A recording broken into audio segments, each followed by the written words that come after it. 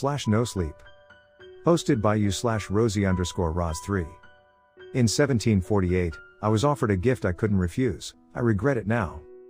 Part 1. Pride goes before destruction, a haughty spirit before a fall. That's how the quote goes, but for me, my greed led to my destruction.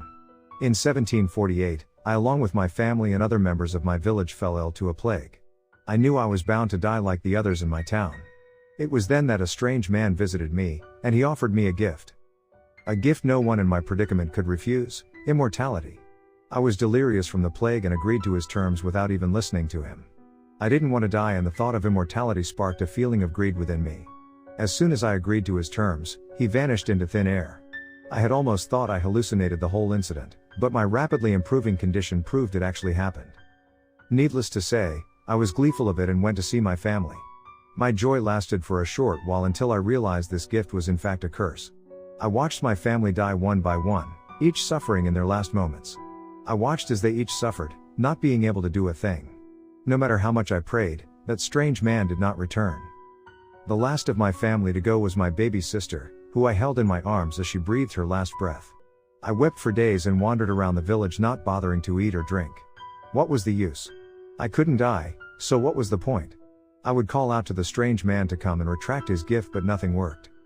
It wasn't long before the survivors of the plague grew suspicious of me. They wanted to burn me at the stake even though the witch hunts from years prior had calmed down. This prompted me to leave the village and travel. I traveled to multiple places until I settled down in a small town. I tried to enjoy my life there as much as I could, and I did find some peace of mind. It wasn't long before I met the person who soon became the love of my life. She was as beautiful as a flower and as gentle as the sunlight. Despite the curse of immortality, I found myself falling for her charm.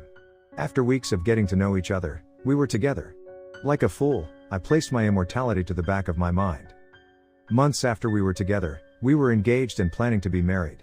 It was the night before our wedding day that I was jolted from the paradise I foolishly placed myself in.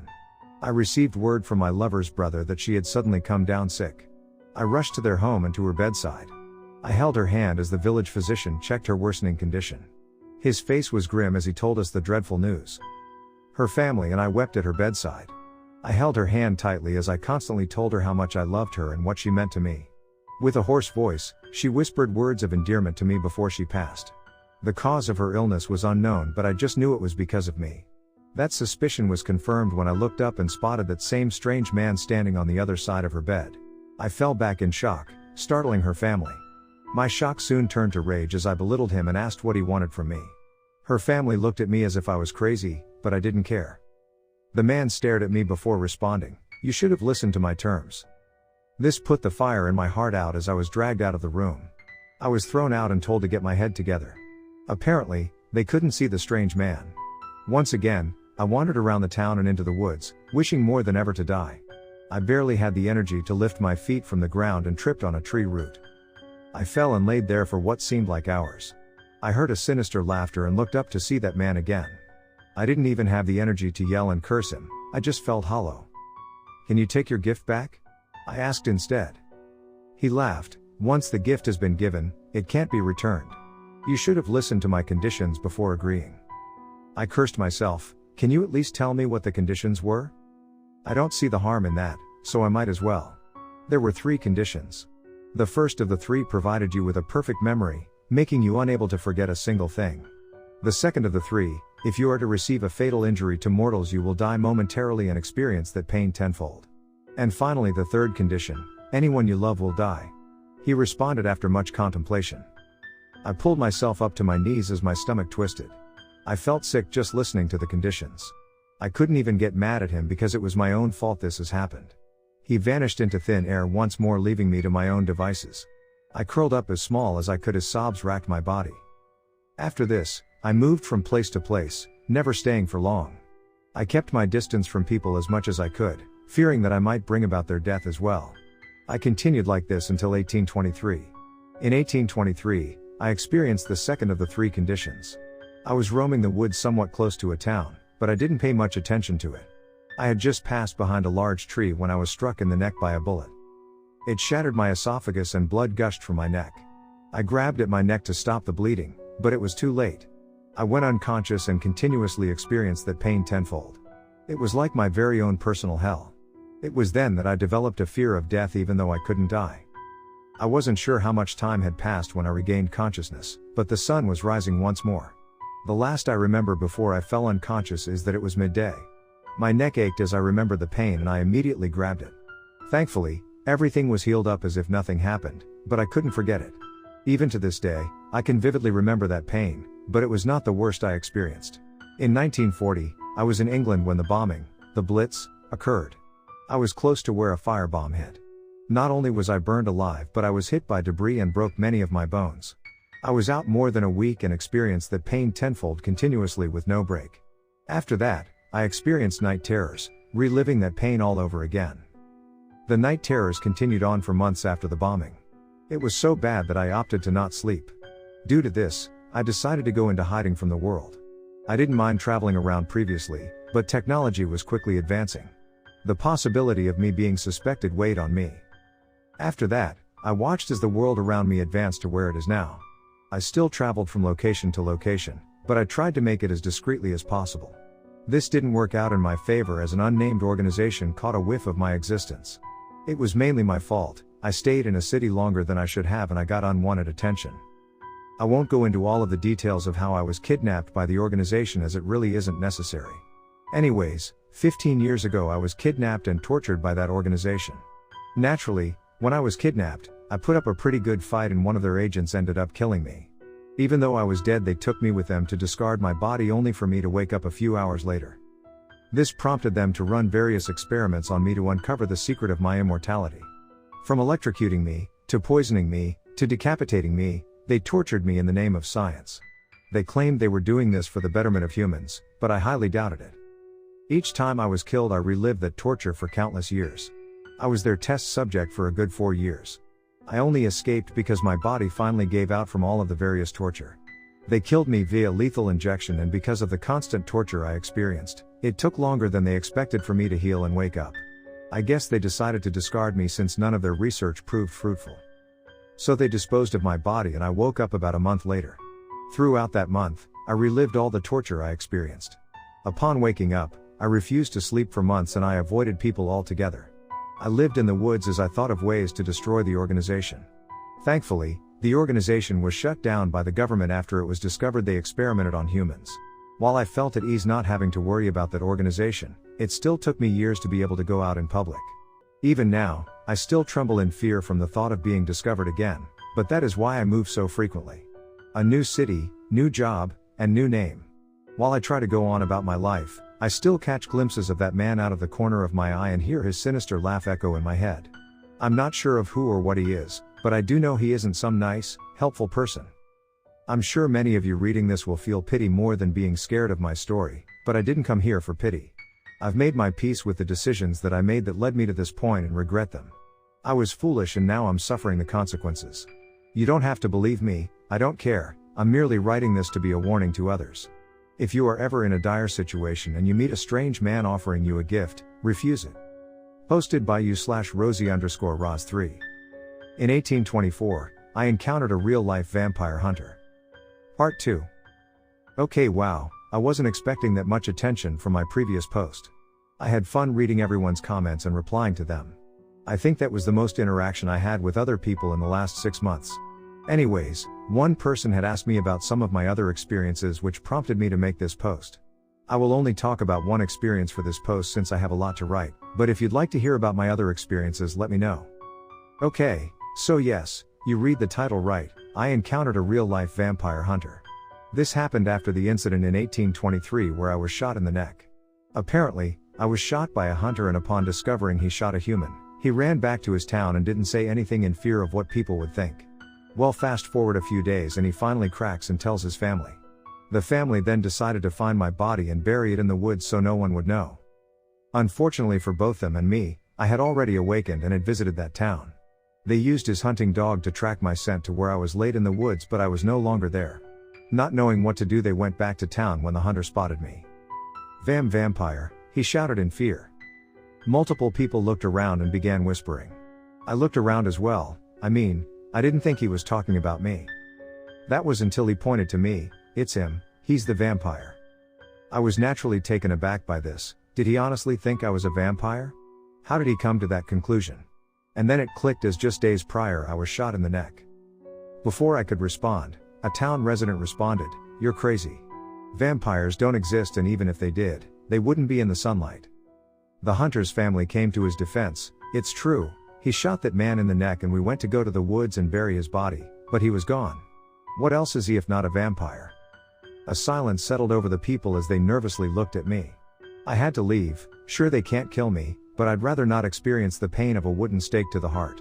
I ran, pushing people aside. This caused some to erupt in screams, I guess thinking I was going to hurt them. Finding a horse, I jumped on it and rode it as fast as it could go. After that, I tried to keep away from towns. Who knows how fast the news spread. I'm sure some would find it ridiculous that there was a vampire sighting, but others would believe the townspeople and hunt me down. Or in other words, vampire hunters. I know what it sounds like, but even in the early 1800s there still existed vampire hunters. Did they ever actually kill vampires? No, most people killed were those who went comatose with a barely noticeable heartbeat and buried alive. Some woke up and were able to escape their coffins, and some ended up dying. Those who lived and tried to go back home were labeled as a vampire and killed. It's quite sad, really. Anyways, fast forward 2 months and it is now 1824. I visited quite a big city, a mistake on my part. As I walked through the city, I noticed someone was following me. While I may only be immortal, being alive for almost 100 years by this point has sharpened my senses. So I could easily tell I was being followed. I turned down an alleyway quickly and hid out of the follower's sight. As I suspected, he rushed into the alleyway but didn't see me. He stood there for a few minutes and I contemplated if I should show myself. Before I had made up my mind, he left the alleyway quickly. I breathed a sigh of relief and left the alleyway on the opposite end. I found an inn on the outskirts of the city and paid for my stay there. There weren't a lot of people here, so I figured it wouldn't hurt to stay inside for the night. I wished I had just decided to stay outside that night, however. I was sitting in my room, on my bed, reading a book. Upon hearing a knock on my door, I got up and answered it. Before I could even react, a stake was stabbed into my chest and punctured my heart. I grabbed at the stake as I got a good look at the man. How did he find me? My knees hit the floor as blood pooled in my mouth before running down my chin. I coughed, choking on the blood. "This is what you deserve, you deceitful vampire," he said with disdain. I paid no attention to him as fear clouded my mind. No. No. No. No. No. I don't want to experience this pain tenfold. I tried whatever I could to keep a grasp on my slipping consciousness. "Please. Not again, I don't want to do this again." I pleaded in my mind, hoping for mercy. Before I knew it, I was reliving that pain. I relived the moment over and over again, the pain increased by tenfold. I cried out to the strange man for a reprieve from this pain, but I was met with silence. Eventually, I woke to the soft, grainy feeling of dirt. My eyes shot open just before dirt landed on me. I looked up at the man that had stabbed me in the heart. His eyes were wide with disbelief as he saw me alive. The stake was still in my chest, so I grabbed it and pulled it out. It hurt for a moment before the wound healed. How is that possible?" he stuttered out. I struggled up, not bothering to answer him. I stabbed you in the heart with a stake. I poured holy water over you and blessed your body. How are you not dead?" he yelled out as he fell back. I finally made it out of the grave and stared at him. My body shuddered as it remembered the pain I had experienced. My mind trembled as I continually replayed that moment over and over. I bent over and hurled the little food I had in my system. I finally got my bearings and paid attention to the man. "You. Who are you? Why should I tell you?" he retorted. "I mean, you don't have to, but you made me experience that pain again. I'm not feeling the best at the moment, so I advise you to answer me before I decide what to do with you," I responded in a monotone voice. This diminished what little pride he had left. "I'm a vampire hunter and I was told of a man fitting your description surviving a bullet to the neck. Naturally, I rushed to that town to receive a drawing of what you looked like. I just don't get it, how are you not dead?" "That's a long story, but I'm not a vampire," I said with a sigh. "Just leave, get out of here." I didn't have to tell him twice as he quickly scrambled towards his horse and left. I finally looked around at my surroundings and saw I was at a church. I couldn't help but to sigh once more as I started walking down the road as well. You may think that is the end of this experience, but you are unfortunately wrong. You know those bullies where, by themselves you can scare them off, but they later come back with their bully friends and gang up on you? Yeah, that's this guy, except his friends had guns and stakes. A good 4 months into 1824, I ran into him and his friends. Before I explain that little incident, please remember that while I am immortal and pride myself on my fighting skills, I'm not invulnerable, have super strength, and endless stamina. Fighting 6 people with weapons is not easy. Anyways, after the incident before, I tried to stick to just camping in the woods and only passing through cities and towns when I had no other choice. Days prior, I had noticed that I was being tailed, but I could never find the people. They would disappear when I searched for them. I tried not to focus on it because I figured I was just being paranoid. While I was camped out in the woods that night when I was ambushed by 6 attackers, all of which had weapons such as guns, swords, and stakes. I had just started drifting off to sleep when I heard a twig snap. This jolted me awake as I looked around. Before I knew it, the sound of a gun went off and I instinctively dodged the bullet, but it still struck me in the side. I clenched my teeth as the pain burned throughout my body. "Show yourself," I shouted out. And like that, 6 people emerged from the darkness of the trees. The only one I recognized was that man from 4 months prior. Didn't you figure out that stakes don't work?" I hissed. "It's different now, demon, we know how to kill you," he responded. I couldn't help but to laugh out of both anger and fear. "Sure, whatever you say, but didn't you run away last time with your tail between your legs?" His face contorted. "I was merely making a tactical retreat. You are much more dangerous than a vampire." It couldn't be helped. Before I had a chance to respond, one of the members of his group shot their gun at me again. I couldn't move in time and it struck me in the leg. I yelped in pain and I went down on one knee. 3 of them then rushed at me with their swords drawn. I stood back up and protected my vital spots, taking most of the slashes on my arms and legs. My skin burned as it was cut by the sharp blades. Blood dripped from the wounds and splattered onto the ground before they could heal. I found an opening and tackled one of them to the ground, removing his sword. I now had the sword and sliced the arms of the others, but before I could move in I was shot at once more. A bullet grazed my cheek while another lodged itself into my arm. By now, I was breathing heavily and exhausted. My wounds were healing, but it still didn't mean the pain didn't slow me down. After making a large swing at them, I took off running into the woods. My leg that had gotten shot was just now healing after my flesh pushed the bullet from the wound. I ran as fast as I could from both adrenaline and fear. The memory of being staked was still seared painfully into my mind, as was the pain I experienced. I could hear them hot on my trail, their shouts echoing through the woods. Couldn't they just leave me be? What the hell is wrong with them? I ran as fast as I could before my heart sank to my stomach. From ahead, I could hear the rushing water of a waterfall. I picked my pace up before skidding to a halt at a cliff that stood above water. The waterfall was feet from me. I looked back at my pursuers and decided right then and there. Taking a few steps back, I ran and launched myself from the cliff. I noticed a root just below. If I timed it right, I could grab it and cling to the cliff's edge. I plummeted and like some miracle, I grabbed hold of the root, breaking my arm. I clenched my teeth as I grabbed it with my other hand. I basically dug my nails into the rocky edge and laid evenly against it as much as I could. I heard the pursuers above. "He really jumped, didn't he?" Another one sighed. "He's long gone now, the current would have taken him away quickly." "Damn it, just when we had him." That sly devil just had to weasel himself out of it, an all too familiar voice responded. "It's all right, Joshua, we will track him down again," another said. I heard their footsteps grow distant, but waited there for what felt like hours. My arm fully healed and I began climbing up the cliff. It wasn't that far down from where I was, but one wrong move and I was falling into that water. From this height, I'd shatter my bones. Finally, after almost 15 grueling minutes, I reached the top and pulled myself over the cliff. I laid flat on my back as I took in deep breaths. I laid there for the longest time, replaying the events that had just transpired in my head. I got up eventually, and discreetly made my way from the forest and away from that region altogether. Ever since then, I stayed off their radar and didn't appear around the public, until I traveled to England. Well, that's the end of this experience I had with real-life vampire hunters. I'm glad I never encountered them again. It was quite the frightening experience, especially since I was still mentally recovering from being shot in the neck and experiencing that hell for the first time. My advice is, if you ever encounter someone with a stake and crucifix, run the opposite direction as fast as you can.